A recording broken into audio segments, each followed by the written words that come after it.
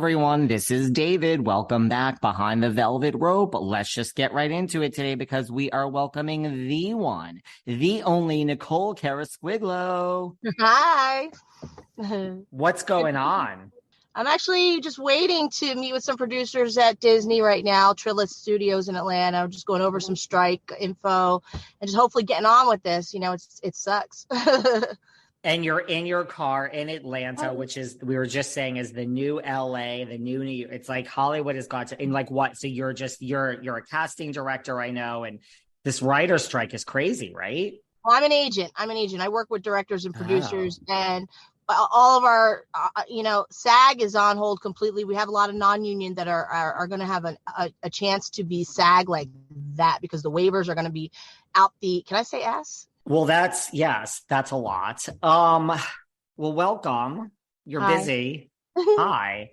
So, I guess we should just, for everyone who doesn't know, you are, besides being pregnant and having so much going on and being an agent, I guess for the RHONJ world, you are an ex-colleague of Melissa Gorga's when she worked at Lookers, right?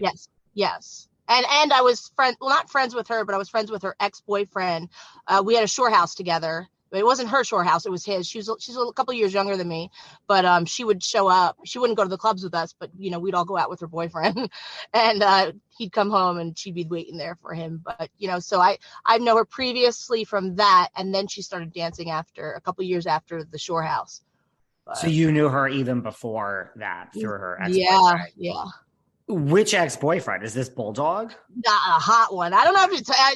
No one's ever called him Bulldog, but he's gorgeous. Mike Crizzo is his name, Mike Crizzo, and all the girls thought he was gorgeous. I mean, he was so cool, so fun. And we'd all go out with him, and he'd hang out with us, and then he'd go back to the house and see Melissa because she was young. She didn't have ID to get out, but yeah, he was cool. Wow. So. Lookers, it's a gentleman's club in Elizabeth, New Jersey. How long did you work there? I was dancing lady cover girl Jade. I mean, I used to win trips. I ran that show. I was a business for me. I stopped school early and I needed to meet people to get me into the industry and the big dogs there that would come in, Mark Wahlberg, Naughty by Nature. I mean, I can't even tell you how many celebrities because the airport's right there. And it's the number one go-go bar in Jersey. So let me get this straight. She didn't take her top off. She had a thong and she had a top on. We'd had an outfit on before that for the first song. The last two songs we were stripped down and there's a pole. You can dance however you want to dance, but she was there to meet a guy. That was her thing. She wanted to meet a husband.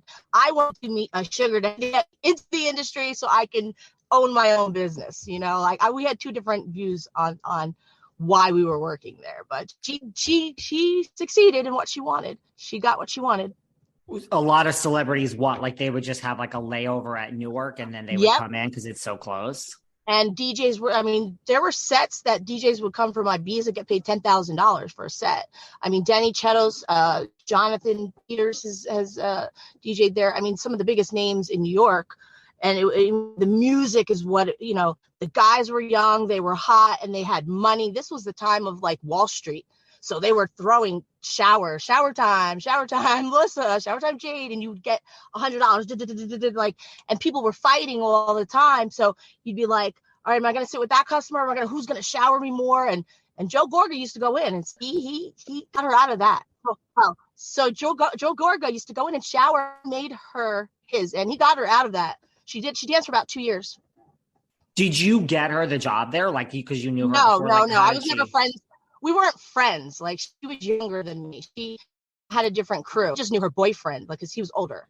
I'm a couple of years older than her, but we all got along, the girls at Lookers. But her main thing was to find somebody to marry.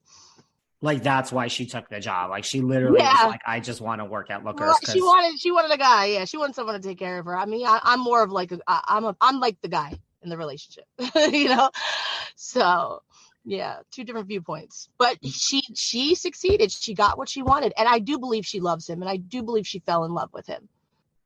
She didn't have to get someone to she was pretty. You know what I mean? She got the job because she was pretty, and no way you can look like that and not work hard. So she works hard to look like that.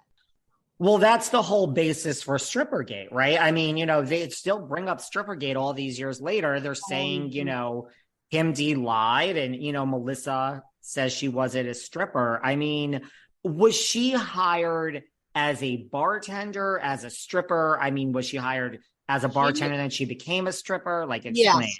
She was hired as a bartender and she was awful and it didn't last long at all. And she became a stripper, and people can't stand it when you're upfront and you say what you say because it's the truth and you don't care. It's like, if it's the truth, it shouldn't matter. You know what I'm saying? Because you're just saying the truth. Angelo was a great manager, and I feel really, really bad for him. And he went through a lot of shit after that show, and it always comes up his part. And he's the most honest person you ever want to meet. And he wished he didn't do it because people were calling him a liar. I mean, he got offered money from them to retract his story. Yeah, and he didn't do it. And he got offered a lot of money, So it's like he was in a serious relationship at that time and was engaged, and it ended his relationship because of that. Yeah. And so another thing is Angela. I mean, he tried to get me on the show years ago, and I had just had a baby, a boy, same situation. And I was like, because he wanted to clear his name. And I was like, I just can't do this. I don't look good enough. I don't want to go on the show. And you know what? I'm like, to the point, we're doing this strike. My real actors who make like $150,000 an episode, for shows, who are real actors, are going through a really hard time right now trying to support their families. And here's this girl making all this money on a reality show where she's lying. Tell the freaking truth, because my people are suffering right now. It's not fair. You're in the industry, so you know how reality works. You know how scripted works.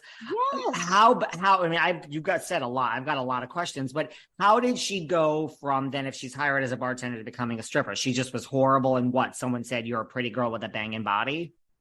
Yeah. So she asked if she could strip, and the owners of the club, they have you go up, they watch you, they see your moves. She could dance. So it was club. It's hardcore club lookers. It's heavy club. It's EDM, So she went up there, she auditioned, and she did well. I mean, she's beautiful. So she got the job because she's pretty, like most girls do there. You don't need anybody to refer you if you got a look and a body. It's just that she was awful at bartending. So she's the one that said, I suck at this. Can I please audition to be a stripper? Yeah. And then she started making a lot of money because